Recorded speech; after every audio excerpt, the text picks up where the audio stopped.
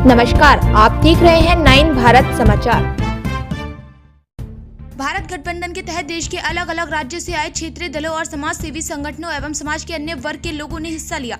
इस दौरान पूर्व अपर सचिव उत्तराखंड लोकायुक्त एवं पर्वतीय महासभा के राष्ट्रीय अध्यक्ष जीवन चंद्र उप्रेती ने पार्टी की स्थापना से लेकर अब तक के क्रियाकलापों पर विस्तार से प्रकाश डाला और पार्टी की दायित्वशीलता, जवाबदेही एवं पारदर्शिता के सिद्धांत पर चलने का आह्वान किया।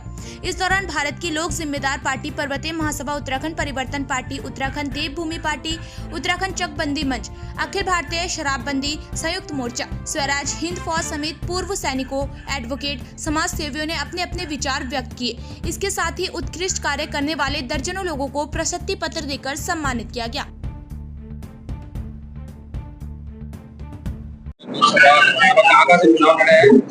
आज समाज में, हमारे प्रदेश में और देश में जिस प्रकार के हालात हैं, उस प्रकार से समस्याएं बहुत ज्यादा हैं और उसका जो निदान है, जो उसका निवारण है, वो जनता के पास नहीं है।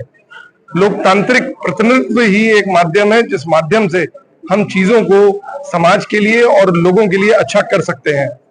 इसी लोकतांत्रिक प्रतिनिधित्व वाले समाधान को लेके मैं पिछले 3 बार, एक बार चंडीगढ़ से लोकसभा, फिर केदारनाथ उपचुनाव में विधानसभा और हल्द्वानी जिला नैनीताल में नगर निकाय चुनाव से मेयर का चुनाव 3 बार लड़ चुका हूं और जनता का भरपूर प्यार और सहयोग मिलता आया है। आगे हम किसी दल में शामिल होंगे या अपना एक खुद का दल बनाएंगे और भारत गठबंधन में शामिल होंगे, जो भी करेंगे ये निर्णायक अभी रहेगा, वार्ता चल रही है और आगे हम जनता के लिए बी और सी से अलावा एक अलग तीसरा विकल्प देने की पूरी मुहिम है। सरकार बहुत बड़े बड़े वादे, बड़े बड़े दावे करती है, 1 नेशन 1 इलेक्शन की बात भी करती है। मेरा ये 2 टूक कहना है कि 1 नेशन 1 इलेक्शन तो बहुत दूर की बात है। इससे पहले हमें 1 नेशन 1 एजुकेशन को देखना होगा, 1 नेशन 1 मेडिकेशन को देखना होगा, 1 नेशन 1 जुडिशरी सिस्टम को देखना होगा। जहां तक भौगोलिक परिस्थिति की बात है तो हमारा जो उत्तराखंड राज्य है, ये जाना ही टूरिज्म के लिए और जाना ही हमारे एग्रीकल्चर के लिए जाता है। अब जब टूरिज्म और एग्रीकल्चर के लिए ही काम नहीं हो रहा है, जब रोजगार ही नहीं मिलेगा तो पलायन निश्चित रूप से होगा ही होगा। तो ये सारे जो मुद्दे हैं ये इंटरकनेक्टेड है। हमें रोजगार के लिए काम करना पड़ेगा, उसके लिए पहले टूरिज्म और एग्रीकल्चर को हमें बढ़ावा देना पड़ेगा, नई नई टेक्नोलॉजी भी लानी पड़ेगी। ऐसा है, भारत गठबंधन का गठन सितंबर 2023 को हुआ था और हम लगातार जो पार्टियां संविधानिक पार्टी हैं उनको इकट्ठा करते जा रहे हैं। अभी तक हमारे पास 103 पार्टियों का गठन हो गया है और हमारा उद्देश्य यह है कि जैसे सत्ता का हम विकेंद्रीकरण करना चाहते हैं, इसमें सत्ता सेंट्रलाइज हो गई है। जैसे भारतीय जनता पार्टी में अमित शाह मोदी, कांग्रेस में राहुल गांधी या सोनिया गांधी, कोई ममता बनर्जी की पार्टी है, कोई मायावती की पार्टी है, कोई यादव की पार्टी है, व्यक्ति और परिवारों की पार्टियां बन गई हैं। तो वास्तव में लोकतंत्र नहीं है। हम चाहते हैं कि वास्तव में लोकतंत्र हो और लोगों को निर्णय लेने का अधिकार हो। जैसे संविधान में 1992 में एक संशोधन हुआ है, उस संशोधन में कहा गया है कि ग्राम सभा तीसरी सरकार होगी। पहली सरकार लोकसभा, दूसरी सरकार विधानसभा, तीसरी सरकार ग्राम सभा। ग्राम सभा कोई वही अधिकार प्राप्त है जो लोकसभा को है या विधानसभा को है। जैसे लोकसभा का एक मुख्य प्रधानमंत्री होता है, विधानसभा का मुख्यमंत्री होता है, तो ग्राम सभा को अध्यक्ष विभाग का प्रधानमंत्री मुख्यमंत्री होगा। तो इस प्रकार वो जो 1992 में संशोधन हुआ है, उस संशोधन को किसी भी सरकार ने लागू नहीं किया।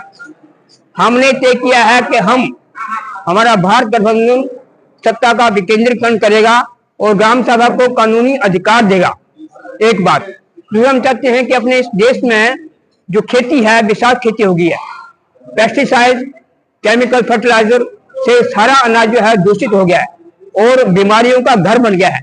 तो हम चाहते हैं कि विष मुक्त खेती हो और जैसे हमारे सुल्तान सिंह चौहान ने कहा कि शराबबंदी, हम चाहते हैं कि नशा मुक्त समाज बने और राजनीति को भ्रष्टाचार मुक्त हो।